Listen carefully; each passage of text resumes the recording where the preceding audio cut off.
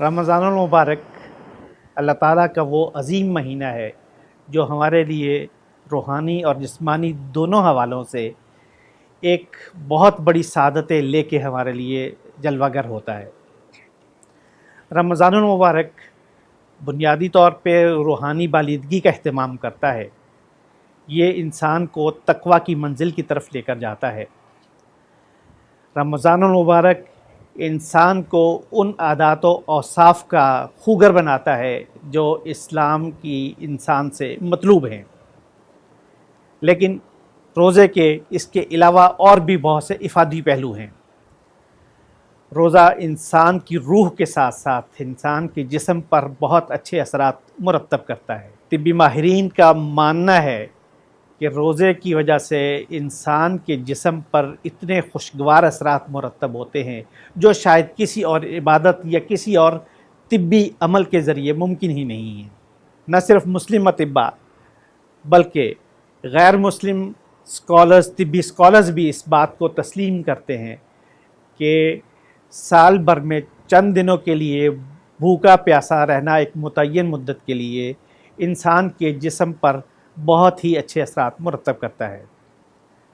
اس لیے اب تو اس بھوک پیاس کو طبی تدابیر کا ایک حصہ بنا دیا گیا ہے، لیکن اسلام چونکہ روح دین فطرت ہے، اس لیے وہ انسان کے فطرتی تقاضوں کو ملحوظ خاطر رکھتے ہوئے اس کی روح کو بھی سنوارتا ہے، اس کی بالیدگی کا اہتمام کرتا ہے، اس کے ساتھ ساتھ وہ اس کے جسمانی تقاضوں کو بھی پورا کرتا ہے، اس کی جسمانی فلاح و بہبود کے لیے بھی ہدایات اور رہنمائی فراہم کرتا ہے اور اس پر عملی طور پر چلنے کے راستے ہموار کرتا ہے۔ رمضان المبارک اسی مقصد کے لیے ایک بہت بڑا ٹول ہے، بہت بڑا ہتھیار ہے جس سے انسان اپنے جسم کو سنوار سکتا ہے، اس کی بیماریوں سے چھٹکارا حاصل کر سکتا ہے، لیکن اس کے لیے ضروری ہے کہ انسان اس ضبط نفس کو تسلیم کرے جو اس روزے کا بنیادی تقاضا ہے۔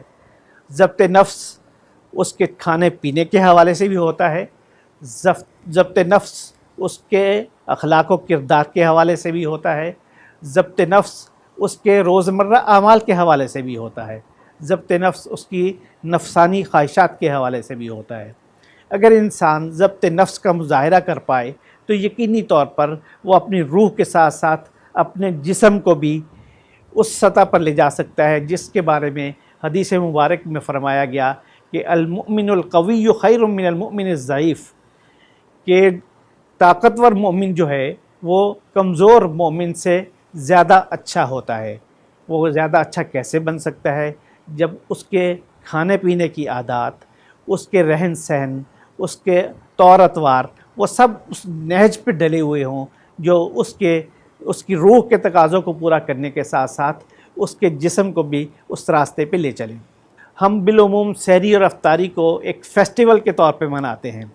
ہم سحری پہ بھی بے تحاشا اہتمام کر گزرتے ہیں اور افطاری تو اس سے کئی گنا بڑھ جاتی ہے۔ ہم افطاری کرتے ہوئے اپنے ارد گرد چیزوں کا ایک انبار اکٹھا کر لیتے ہیں۔ وہ انبار روزے کے ان مقاصد کی نفی کرتا ہے جن کے لیے اللہ تعالیٰ نے روزہ مسلمان پہ فرض کیا ہے۔ اس کے لیے ضروری ہے کہ آپ اپنے کھانے پینے کو نبوی اور اسلامی تعلیمات کے مطابق سادہ بنائیں۔ آپ کی غذا مقوی ہونی چاہیے، لیکن وہ سادہ ہونی چاہیے۔ آپ کی غذا مفرح ہونی چاہیے۔ آپ اپنی صرف زبان کے چٹخارے کو سامنے رکھیں اور آپ وہ کچھ کھاتے چلے جائیں جس کے کھانے سے روزے کا حقیقی مقصد آپ کی آنکھوں سے اوجھل ہو جائے۔ جو روزہ آپ کی جسم کی اصلاح کر سکتا ہے، آپ کے امراض کا ازالہ کر سکتا ہے، آپ کی امراض میں کمی کا پیش خیمہ بن سکتا ہے، آپ اس کی طرف تو توجہ نہ کریں، لیکن آپ کھانے پینے پہ اس حد تک جت جائیں کہ آپ پکوڑے بھی کھا رہے ہیں، تلی ہوئی دوسری چیزیں بھی کھا رہے ہیں اور ساتھ ساتھ آپ روزمرہ کی غذا بھی چل رہی ہے۔ اس سے نہ آپ کا جسم بہتر ہوگا نہ آپ کی روح بہتر ہوگی، اس لیے کہ آپ کی غذا یقینی طور پر آپ کے روحانی تقاضوں پر بھی اثر انداز ہوتی ہے۔ اس لیے اپنے آپ کو سادہ غذاؤں کی طرف لے کے آئیے۔ آپ سحری کے وقت دہی کے ساتھ روٹی کھائیے، آپ شہد کا استعمال کیجئے، نبی کے وسلم نے کھجوریں سحری میں کھانے کا حکم ارشاد فرمایا ہے. کھجوریں لیجئے، وہ آپ کو دن بھر توانائی دیں گی. آپ اس کے لیے وہ مشروبات استعمال کیجئے. پانی اللہ تعالیٰ کی سب سے بڑی نعمت ہے، اس کو استعمال کیجئے. آپ گھر میں لسی بنائیے، آپ لسی کو استعمال کر لیجئے. ایک قدرتی اور فطرتی غذائیں، یہ آپ کے جسم کو زیادہ قوت دیں گی، آپ کو پیاس سے بچائیں گی، اور آپ کے لیے جسم میں وہ توانائی آپ کو عطا کریں گی جو دن بھر بھوکا پیاسا رہنے کا حوصلہ اور ہمت آپ کے اندر پیدا کر دیں گی. آپ سحری میں جو کا دلیا استعمال کیجئے، دودھ میں ڈالیے، اس کو تناول کر لیجئے. آپ روٹی لیجئے، اس چاہے جائے کہ آپ مرغن غذائیں کھائیں، آپ بڑی بھنی ہوئی اور تلی ہوئی چیزیں استعمال کریں، اس کی بجائے آپ سادہ سا سالن لیجئے، دہی لیجئے، اس کو استعمال کیجئے اور آپ اپنی سحری کر لیجئے. کھجوریں، جیسا میں نے پہلے عرض کیا کہ نبی صلی اللہ علیہ وسلم نے سحری میں کھجوریں کھانے کے لیے ارشاد فرمایا ہے، آپ چند کھجوریں ساتھ لے لیجئے. اسی طرح افطاری کے وقت ہمیں حکم دیا گیا کہ آپ کھجور کے ساتھ افطاری کیجئے. کھجور کے اندر اللہ تعالیٰ نے بے تحاشا توانائی رکھی ہوئی ہے. آپ کے دن پر بھوکا پیاسا رہنے کی وجہ سے جو کمزوری آپ کے اندر در آتی ہے، کھجور اس کا ازالہ کر دیتی ہے. آپ کھجور لیجئے. اس کے بعد آپ وہ مشروبات استعمال کیجئے جو ہمارے روایتی طور پر ہمارے ہاں مستعمل رہے ہیں. لسی استعمال کیجئے، سکنجبین استعمال کیجئے، کوئی شربت استعمال کر لیجئے.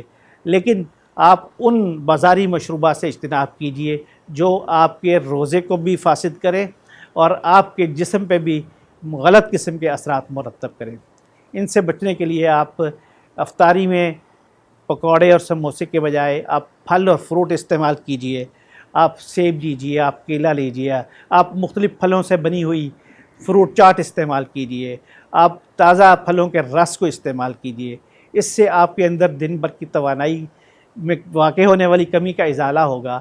آپ دوبارہ اپنی قوت کو ریسٹور کر سکیں گے، آپ اسے بحال کر سکیں گے. آپ دہی کا پیالہ ایک اس میں کھا لیجئے. آپ اس میں جتنی نرم، زود ہضم اور مقوی اور مفرح غذا کھائیں گے وہ آپ کے لیے، آپ کے جسم کے لیے زیادہ فائدہ مند ہوں گی.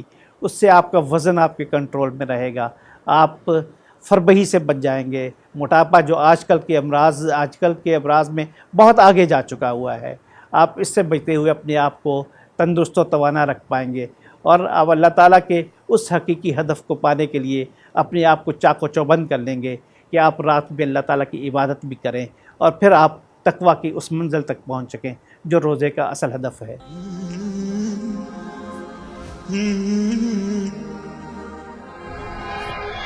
رمضان بحياتي شمعة لمماتي، يا ربي دعاتي تقبلها عطول. رمضان ده رحمة